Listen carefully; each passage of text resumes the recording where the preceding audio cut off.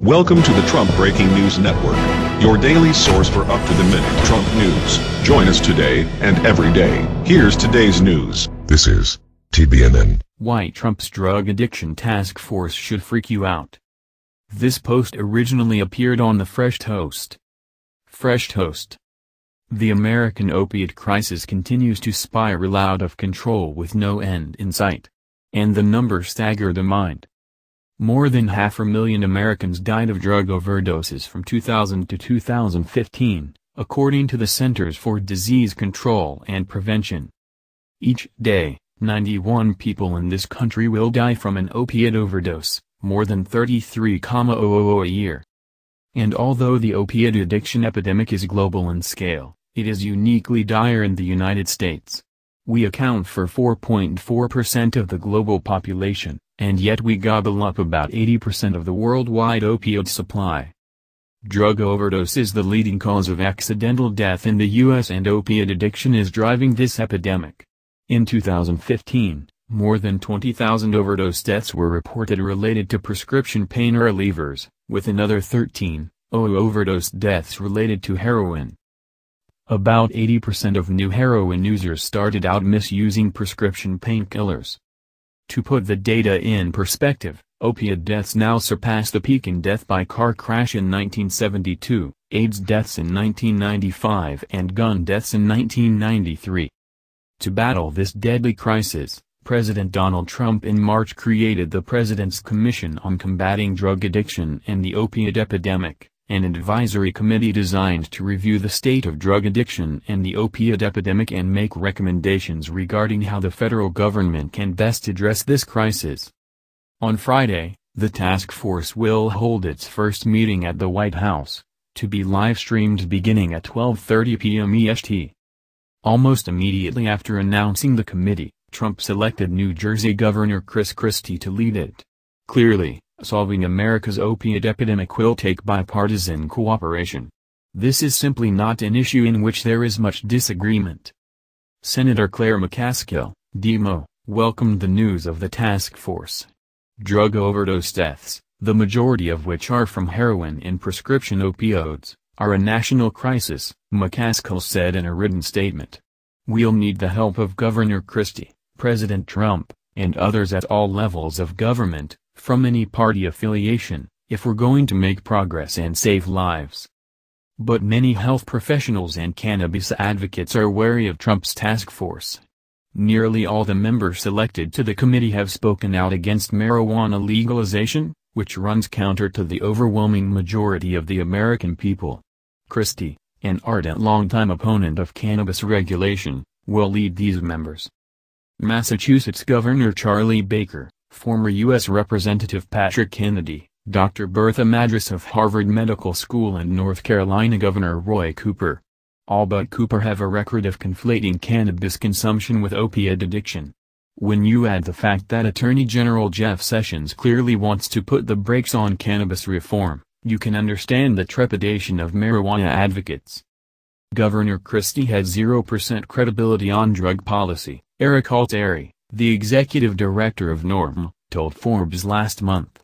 When it comes to cannabis' relationship to opioids from real-world experience, not bluster and rhetoric, states that have medicinal and recreational cannabis laws on the books see lower rates of overdose, lower rates of use, and lower rates of opioids being prescribed to patients, Altieri added. In Forbes' story titled "Chris Christie is the last GOPer who should be leading our opiate fight," Altieri slammed the NJ governor and unsuccessful presidential candidate as a suitable task force chairman. Christie has spent much of his time as governor, and, as it happens, much of the opiate crisis, fighting the rising tide of calls for cannabis reform in his state. Last week, as part of opiate-themed comments, Christie even called the ever more crucial and commonplace drive to bring regulated adult and medical cannabis use to New Jersey total stupidity and baloney, and described any tax revenues from the industry as blood money.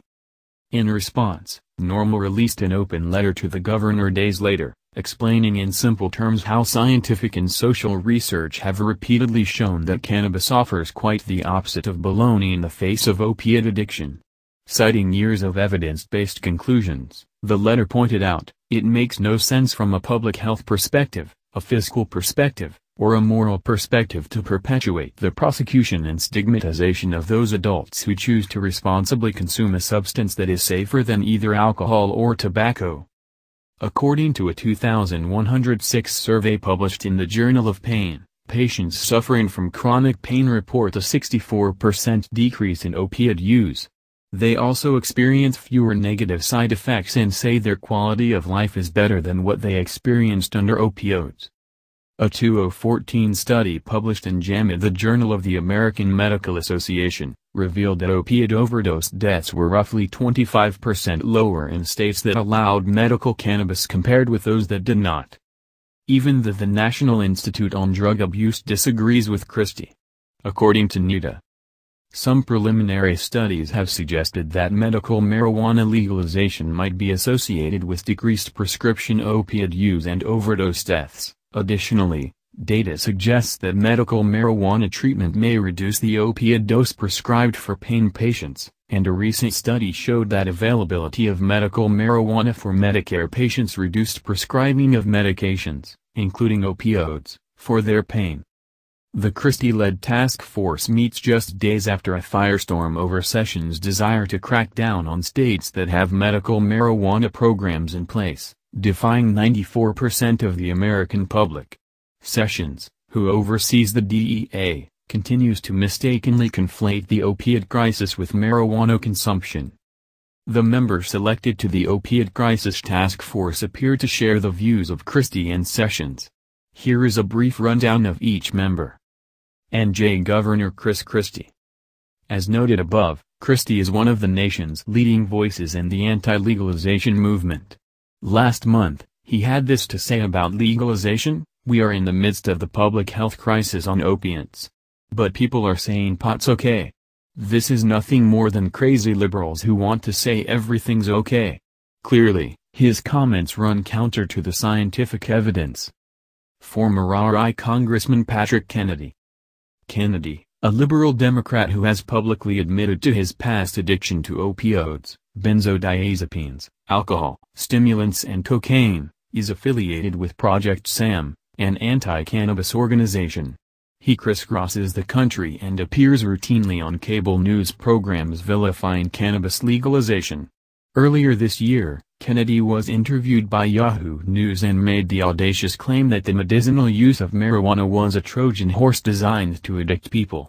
Kennedy says that Project SAM's main focus is educating the public about the harms of marijuana legalization.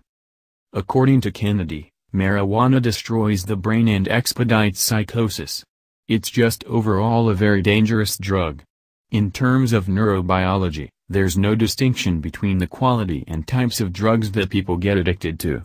That's why they call it a gateway drug. Addiction is addiction is addiction. Mass. Governor Charlie Baker. Baker, a Republican, has supported medical marijuana but fought vigorously against recreational legalization in Massachusetts in last year's election. Norma gives the governor an F grade for cannabis policy. During the 2016 campaign for legalization, Baker, a former health insurance executive, said, "I'm going to oppose that, and I'm going to oppose that vigorously, with a lot of help from a lot of other people in the addiction community."